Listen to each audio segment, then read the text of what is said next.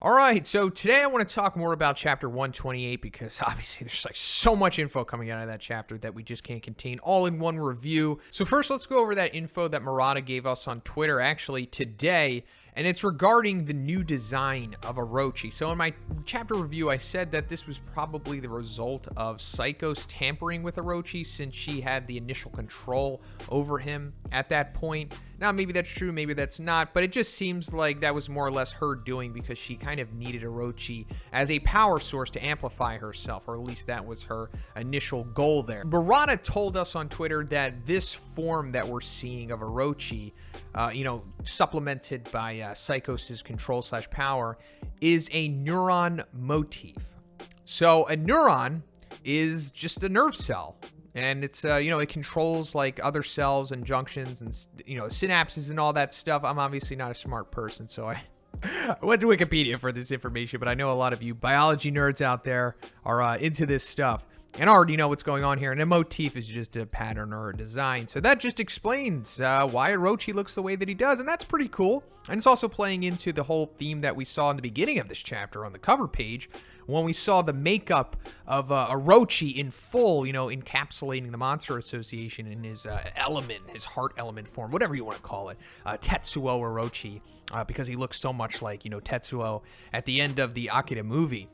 But it was just like a brain. So, yeah, I mean, it's playing into the Esper stuff as well, because, Espers are, their main power comes from the power of their mind. And, the neurons are coming from the mind, and it's also going into them fighting over control of this one power source that they're both supplying each other here. So it's pretty cool, and maybe it'll give us more insight into the future of things. Maybe, maybe not, but I'm glad that Murata supplied us with this info. So now I just want to talk a little bit more about Psykos at the, I guess, seemingly apex of her power in this chapter. Like, this is what she ultimately wanted to become when we see, like, that huge form of her that looks like something out of Evangelion or a Final Fantasy boss.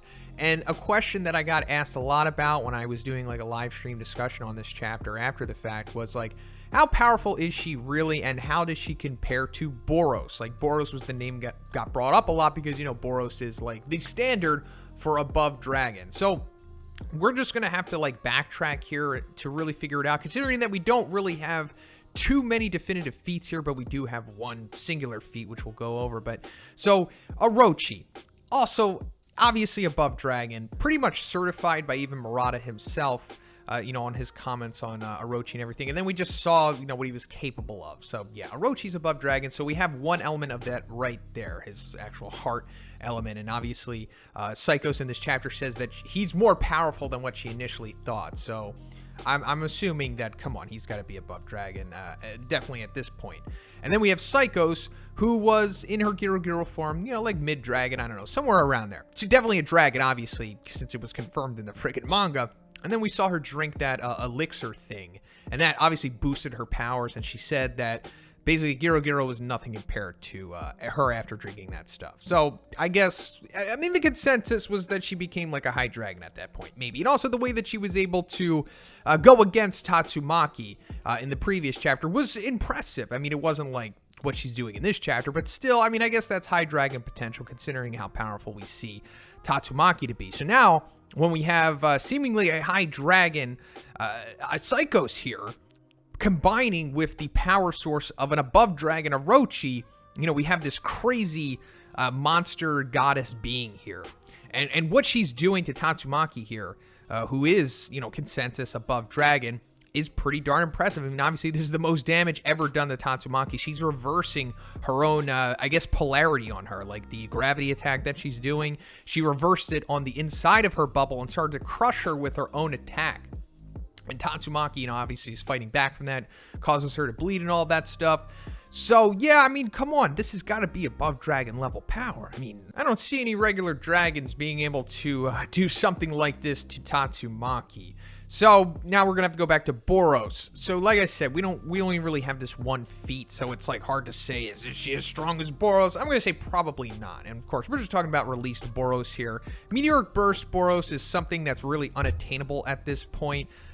In the manga, at least, we haven't seen anything even remotely come close to Meteoric Burst Boros yet, so we're just gonna leave them off the table. But I would say that this form of Psykos is closer to what we saw of, I guess, like Orochi going against Saitama, more so than released Boros going against Saitama, because that type of power seems a little more extreme than this. Now, granted, there's not many characters that would be able to deal with this form of Psykos. She's, like we've been establishing here, absurdly powerful, because like, imagine who could take out Tatsumaki, period.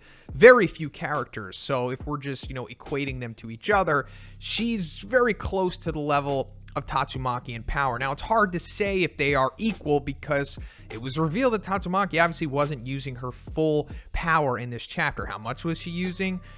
I don't know. 80%, maybe 70, definitely wasn't 100. So that brings us to the end of the chapter when she finds out that Tario is safe, and now she's going to go all out, 100% of her power. At least it's implied that she will be doing that. So I guess that means that maybe she's stronger than this form of Psykos, and I guess that's going to have to bring us to really stretching out this above dragon territory stuff. Now, we have the low, mid, high dragon and all that other stuff with them below the levels, the demons and everything. We might have to do that for above dragon here, set up some maybe I'll make another video on above dragon. Now that we have more established figures in that tier, we can just do the low, mid, high thing. And I know that's going to make some people mad. I don't care. Just don't watch my stuff if you're bothered by that type of power scaling. So now I want to go back over that deep cut information that we got from One's notes on Murata stream from 2 years ago. So that means I'm going to be going not only into webcomic spoilers, but also spoilers for things that have yet to happen in the manga yet. This is as deep as spoilers go, pretty much. So if you don't want to know anything that is going to happen, I suggest you check out now. So let's cut straight to this little excerpt where it says Orochi is probably included to let Tatsumaki get injured, so Psykos can use the opportunity to sneak attack her. This played out obviously in this chapter. Now I'm sure more is to come here, obviously, because we haven't even gotten to the full Tatsumaki versus Orochi fight, but this has come to fruition. So that means that it's more likely than ever that what we're going to be talking about next is going to come to fruition as well. And that brings us to the whole Orochi swings at the S-Class thing. So this is happening after Tatsumaki pulls the Monster Association out of the ground, which I assume is going to happen in the next chapter, because now that Tario is safe, and she said that she basically wanted to flip the base upside down in this chapter, and her using her 100%, I'm pretty sure it's going to happen now. So maybe it will take an entire chapter for that to happen, because we still have to see what's going on with the other S-Class heroes. We have to see what's going on with Garo and Darkshine, and then the base will come out of the ground. So, according to this information, after it comes out of the ground, Orochi is going to start not only attacking Tatsumaki, but the S-Class heroes as well, which means that I guess the S-Class heroes are going to surface almost immediately. Now, who are those S-Class heroes? I have no idea.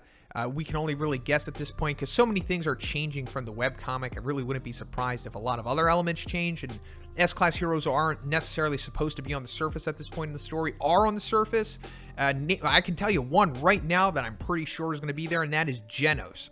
Now, Genos comes to the surface in the webcomic, with Bang and Bomb and Fubuki. He kind of makes it up there, and then he sees the executives fighting Tatsumaki. But what I'm seeing here now is that the base is going to be pulled out of the ground, and this is obviously going to be in the vicinity of Genos, because he's on his way back to where the Monster Association was, after he just rescued everyone. So I assume that Genos is going to encounter this, and then he might be, a part of these S-Class heroes fighting against Orochi here.